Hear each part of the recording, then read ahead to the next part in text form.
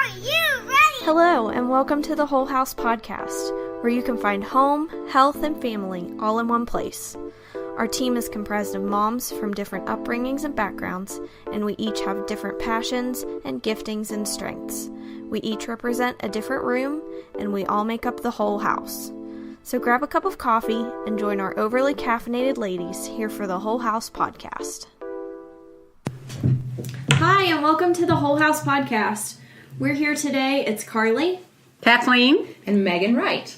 And we're very, very excited to have Megan here with us. And we're just going to dive right into her story and just some things about her life. And we're very thrilled to bring them to you. Yes, I'm glad to be here. So tell us a little bit about your homeschool journey. Well, just a little bit about myself, too. My name's Megan. I've been married for 17 years now, and we have 2 children. My husband and I have 2 children. Lydia is 12, and Emma is 10. And we didn't always homeschool, and I'm not certain that we will always homeschool in the future. So the journey towards homeschooling in particular was, I was a stay-at-home mom when the girls were young, and I absolutely loved nurturing them, playing with them, doing preschool with them. And I desired to homeschool, but it just never happened. And so we took that plunge to homeschool when my daughter, my oldest, was transitioning from 4th to 5th grade, which in our area is moving to the middle school age. And we just felt like, I wanted to try it. I'm a teacher by trade, and I'm a teacher by giftings of the Holy Spirit. And so I wanted to be able to teach and spend more time together. And I know that that's an age where they need that pouring into and that nurturing. And so we just tried to give it a go. It was maybe a little atypical. It wasn't some word from God or anything like that. For me, it was really just a decision we made, and we followed through. And so we've been doing that for 3 years now, and it's been wonderful. I've loved it. I'm going to interject something here because while Megan's girls were going to public school before she decided to homeschool, we called her the homeschooling public schooler because she would tell us all of these wonderful things that she was doing with her girls before they left for school in the morning. Yeah. All of the readers they were reading and what she would do art-wise and all these other things. So in our little circle of friends, we were calling her the homeschooling public schooler. We were just waiting for her to come to the revelation that she might want to try it. Well, and I think that's because my philosophy has always been that we are our kids' primary teacher, regardless of where they go in their life. And so I think homeschooling in general, for me at least in my philosophy, is a lot about connection. And so though my girls were being educated outside of the home, I wanted to keep that connection strong. So I sought different ways and avenues to make sure that I was connected and that they would primarily see my voice as a voice of influence in their life, regardless of who else was teaching them and instructing them. Right. I like that. What did you do while Lydia was in school? Well, when both of my girls were toddler age, I babysat in the home for one child. Okay. Probably 2 years with one child and then another 2 to 3 years with another child. So my girls had built-in playmates that kind of helped that way. I do remember when both of my girls were in school and I was a stay-at-home mom to no children. I mean, I definitely went through a bit of a crisis identity, an identity crisis. It was very like, well, what do I do? It was amazing how fast that time vanished, really. But there were a lot of things that just made me reevaluate who am I, what do I want to do to connect with my kids, what can I do to figure out who I am. But it was really also a blessing because during that time my mother was sick and died, and just a lot of things happened in my personal life, and I had a lot of space to deal with them, which probably made me part of who I am now. So the journey to not homeschooling when they were young, honestly, I think is God's timing because I don't believe I would have done it the same way that I'm doing it now had I always traveled that way. Well, and we've talked a little bit lately about some women do have that identity crisis after they're done homeschooling for, say, 21 years. Yeah. 21 years. Like me. Yes. So I think that may be really valuable in your post homeschooling life, when your girls are grown, you won't maybe won't have to go through that as drastically. Well, I think sometimes we as women condemn ourselves for feeling like we're lost. And I don't think we should at all, because we all go through so many seasons. And if we don't learn the first time we encounter that, or the second time we encounter it, because we're going to encounter it a lot, if we don't learn how to treat ourselves well and give our space to deal with the new season of life, then I think we have a lot of expectations of ourselves that will probably fall short. Right. When I was struggling with that identity of leaving, knowing my homeschooling years were going to be over, a really good friend of mine who's also a counselor said that men's lives generally stay the same. They work. They work until they retire, and then they might have an identity crisis. But women's lives are constantly changing. We're constantly flowing into new seasons and new identities, because we have infants and then toddlers, then school age, and everything is constantly changing. Yeah.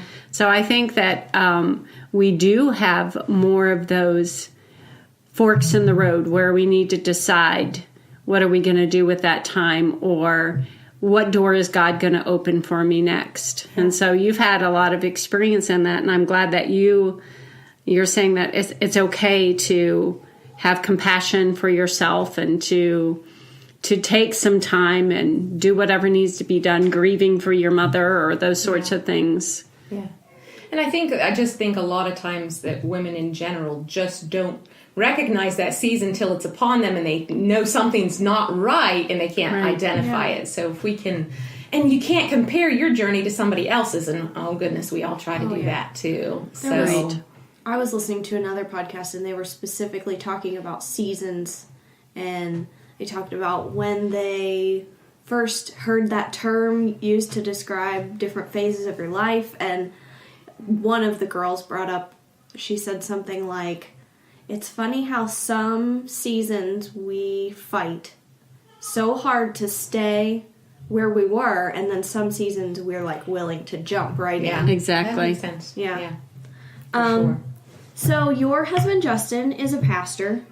Yes, he is. And personally, we're pretty good friends with you guys. So I've known you guys for a long time. And could you tell us a little bit about how homeschooling and Justin's career, how those kind of interact, and your marriage? And well, I think it's an interesting thing, and this is where it may be very different than other women who are homeschoolers. I identify myself as Megan first, and then a lot of the other roles and titles. Like, do not be surprised if someone would hear this and know, I didn't know you homeschooled, because it's really not the first thing I share about who I am. I don't find my identity primarily in the fact that I am a homeschooler, though it takes up, obviously, quite a few hours of my day and all that. I don't tend to find my identity there. So there are lots of people in our church that probably do not know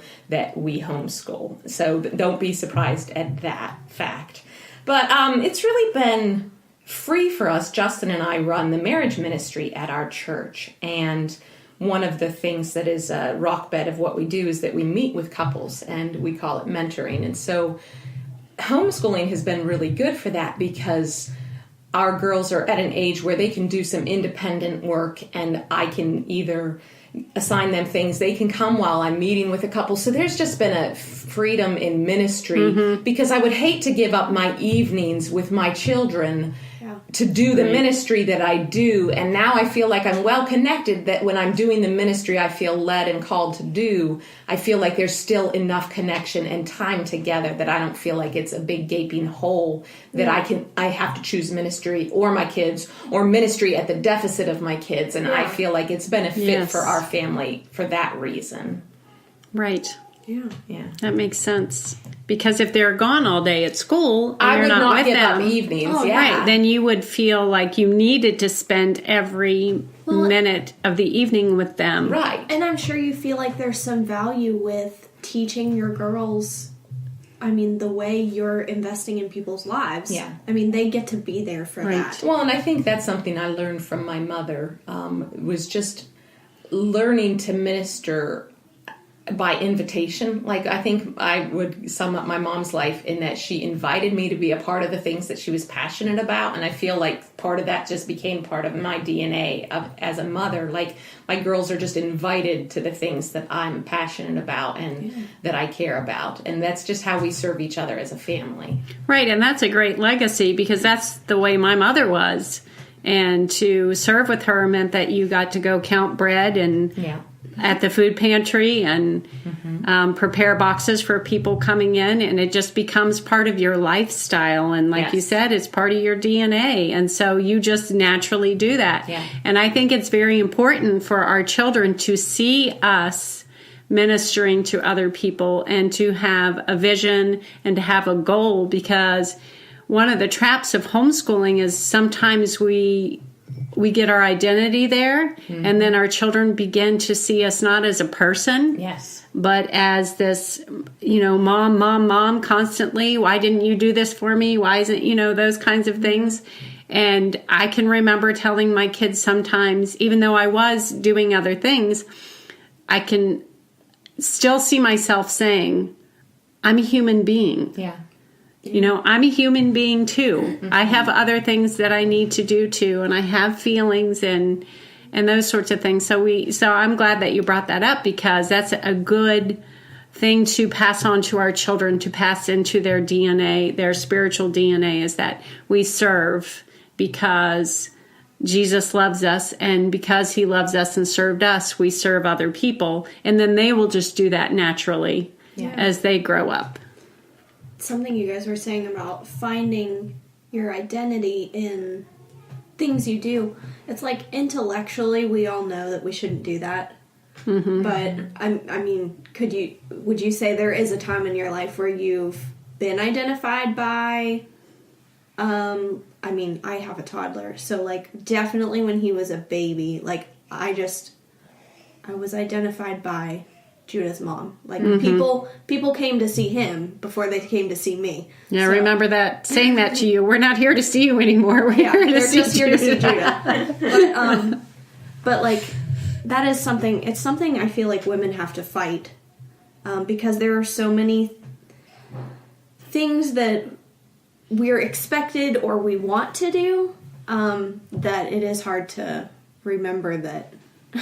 Or sometimes we get put in a box. I just met someone the other day, and she had heard a little bit of my story, and the first thing she asked me was like, oh, wait, you're not homeschooling anymore, so you don't have anything to do all day?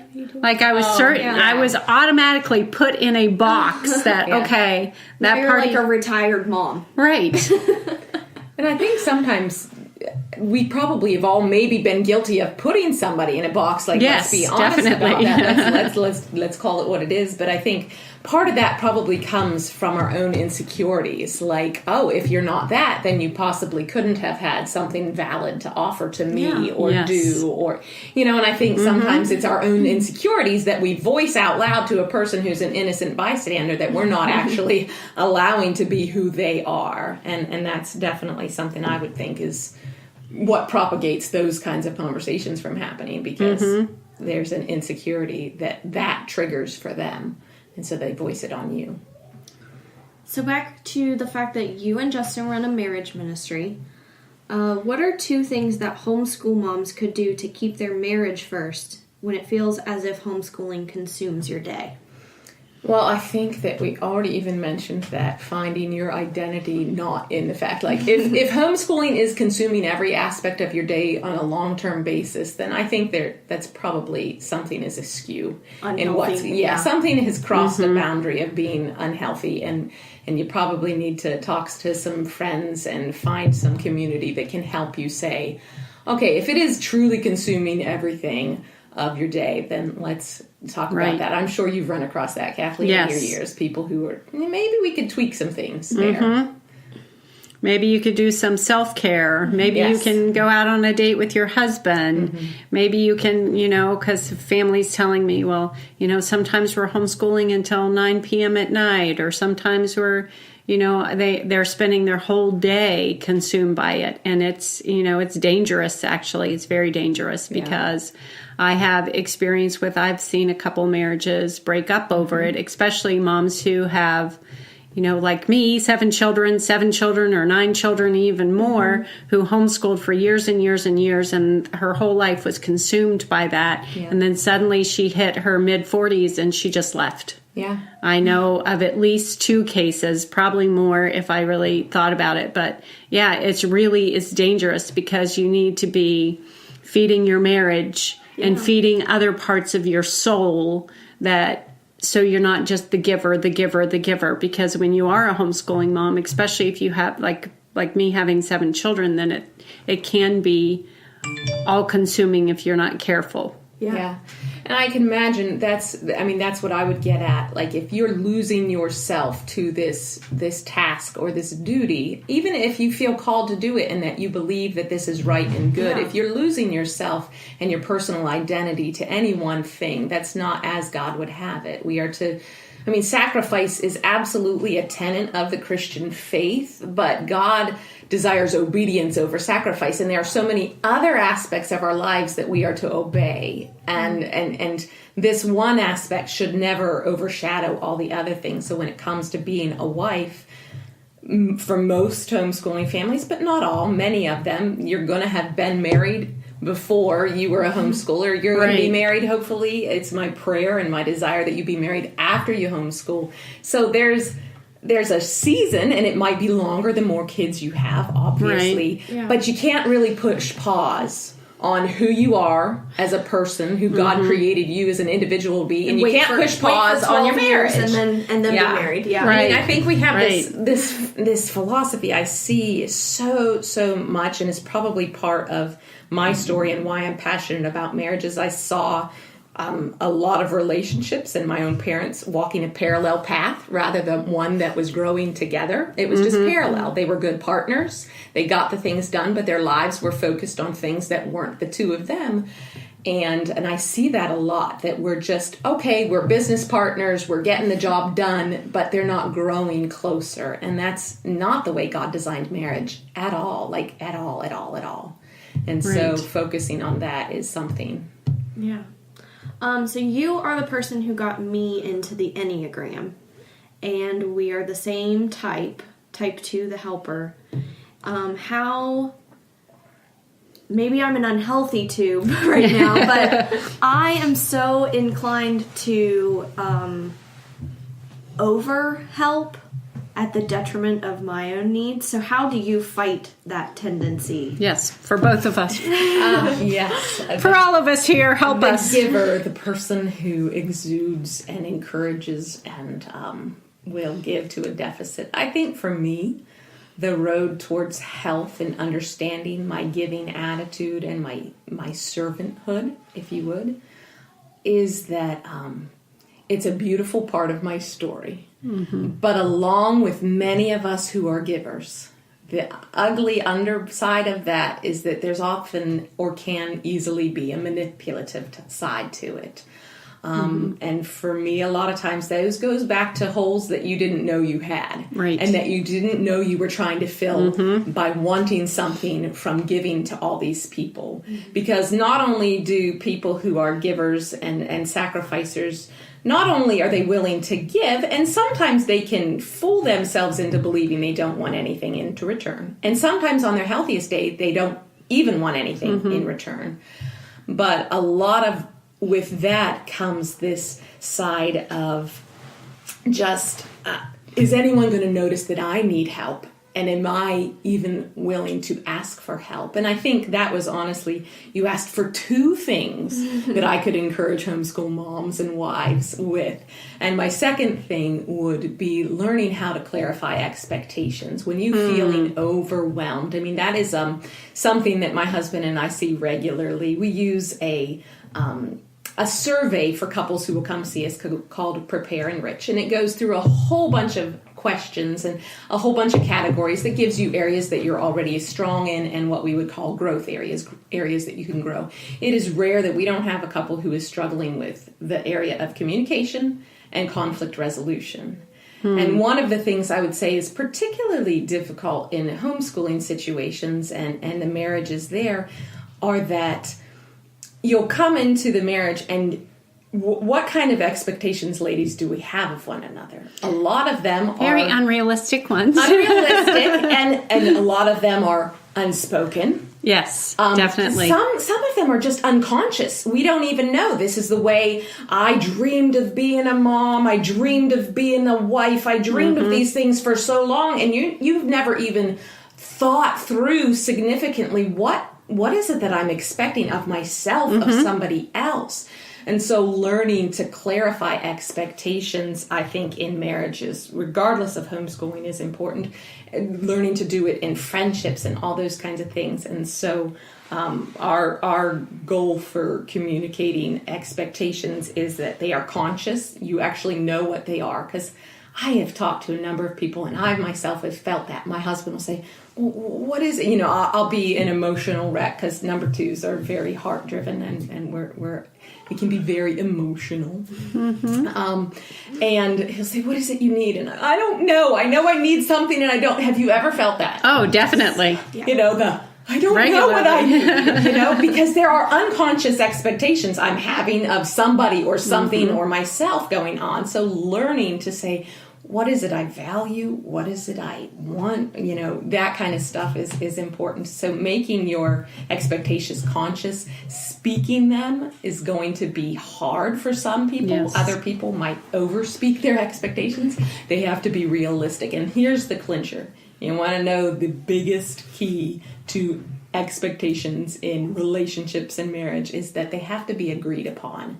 And that is a real sticking point in a lot of relationships. Because if I expect something of you, but you don't agree to actually fulfill that, then I'm thinking, what's wrong with you? And you're thinking, what's wrong with me? And you just immediately got this tension that is unhealthy and not good. So, and that can be hard to let go of something that you think is reasonable and good and right and spoken, and now you know it, but are you actually willing to do that? Well, and those are good questions to ask, because I've asked those very same questions to my husband. Do you think that my expectation is reasonable? Right. Do you think that you could respect that expectation? Right. Do you think that you can follow through with that expectation? Right. And then I have to tell him, listen, I'm not trying to be mean or pushy because of his personality. He's the administrator. He's used to being in charge. Right. He's used to everybody, hopping up when he says hop. So that's just his personality. Right. So when I finally come out of the woodwork and say, I need something, I expect something, then I ask him those questions, because his first response is, just because of his personality, not because he's doing anything wrong, is, I don't think that's reasonable. Right. And so I have learned, because for my health and for my sanity, for my emotional well-being and my spiritual well-being, then I need to keep pushing that, not pushing it, but asking those questions, clarifying. I'm not trying to be picky. I know you think I'm being emotional, but these are what I need right now. Yeah. And that's hard when I'd say the number one difference between men and women on a broad scale is I'm an emotional thinker. My husband is a very logical, intellectual, logical thinker, and also just in my case, all of his is done internally, mine is done externally. So I know that I have a lot of the intellectual, so I understand what you're saying, because I do a lot of the inner thinking, and it takes me a long time to actually ever say it out loud. I might write it down in a journal and never show anybody. So I do understand that. So that is a difficult divide. Yeah. But I think sometimes that desire to grow in our relationships does come from having those boundaries, clarifying those expectations, and there's nothing wrong with it. I think for a lot of times that has to do with more modern era issues that maybe didn't always exist, in the past. I mean, I will rephrase that. They did exist, they just weren't vocalized and weren't talked about and conversed. It was just the tension stifled. Exists, but it was stifled. Yeah. Right, and the divisions in the labor aspect of the marriage were more solidified by the culture and the times than they are now. Yeah. It used to be that the women were in charge of taking care of every aspect of cleaning the home and buying the groceries. Well, that's a little more divided there now. And there, you can work out those expectations or what those jobs are a little differently now, because I know from my experience being a homeschool mom, a lot of the times I did the shopping and did all of the household chores. But now that my career is changing and I'm an author and I'm part of this whole house team, sometimes I will say to my husband, I can't go to the store right now. Yeah. Can you stop and here are the things that I need? So those things change, Yeah. And I think that's one of the change of seasons and the change of all those kinds of things takes strong communication and strong self-awareness. And I think that's probably a missing aspect too. I mean, if you're talking about, we can just spend a lot of our life unaware of what's actually going on inside of us. Yes. And so when you are busy with the house and with children and with outside activities and all these kinds of things, then you're just this haze of fogginess and just misunderstanding of who you actually are. Right. And you don't know what to ask for help with because you've not taken time to evaluate what matters, what doesn't matter, what can be dropped off the calendar, what needs to be added for you to do those kinds of things. So there's just so many complexities about it.